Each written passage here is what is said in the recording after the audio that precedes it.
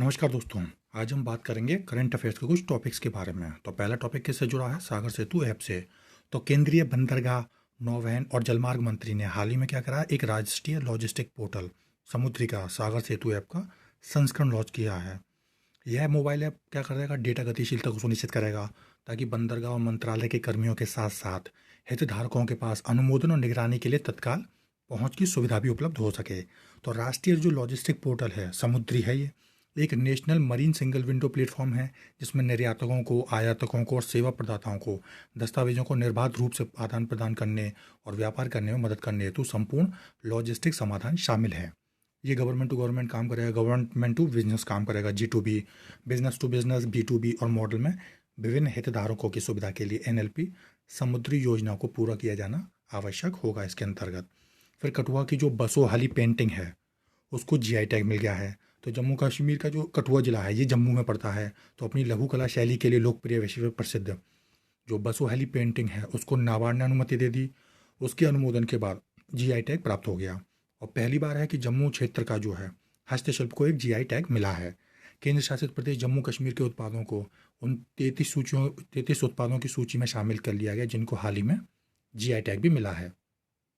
GI tag क्या होता है? ये बौद्धिक संपदा अधिकार का एक रूप है जो एक विशिष्ट भौगोलिक क्षेत्र के उत्पादित वस्तुओं और उस स्थान से जुड़ी विशिष्ट प्रकृति, गुणवत्ता और विशेषताओं की पहचान करता है। फिर अगला टॉपिक है बाबू जगजीवन राम से जुड़ा हुआ। तो प्रधानमंत्री ने क्या करा है कि स्वतंत्रता सेनानी थे बाबू जगजीवन राम को उनकी जयंती पर श्रद्धांजलि अर्पित की।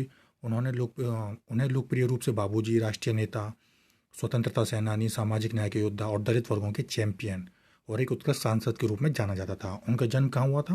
5 अप्रैल 1908 को बिहार में एक चंदवा में एक दलित परिवार में हुआ था। 1931 में वो भारतीय राष्ट्रीय कांग्रेस के सदस्य बन गए। 1935 में क्या हुआ, उन्होंने हिंदू महासभा के एक सत्र में प्रस्ताव दिया कि पीने के जल के कुएं और मंदिर अछूतों के लिए खोले जाएं। 1935 में ही रांची में हेमंड आयोग में उपस्थित हुए और उन्होंने पहली बार दलितों के लिए मतदान के अधिकार की मांग की। जब जवाहरलाल नेहरू ने अंतरिम सरकार बनाई तो इसमें सबसे वो युवा मंत्री थे। 6 जुलाई 1986 को दिल्ली में उनका निधन हो गया और उनके शमशान स्थल पर उनके स्मारक का नाम क्या है? समता स्थल, जिसे कहते हैं हम समानता का स्थान। फिर संयुक्त राष्ट्र सांख्यिकी आयोग है। तो भारत को एक प्रतिस्पर्धी चुनाव लड़ना पड़ा जिसमें 4 वर्ष की अवधि, जो कि 1 जनवरी 2024 से शुरू होगा, 2028 में ख़त्म हो जाएगा।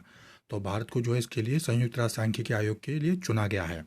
अब से आयोग जो है किसके अंदर काम करता है? संयुक्त राष्ट्र आर्थिक और सामाजिक परिषद यानी इकोसॉक के तहत कार्य करता है। कब स्थापित हुआ था? 1947 में स्थापित हुआ था। ये वैश्विक जो सांख्यिकी प्रणाली है यानी कि स्टैटिस्टिक्स वाले लोगों का सर्वोच्च निकाय है और सभी सांख्यिकी विदों को साथ लाता है।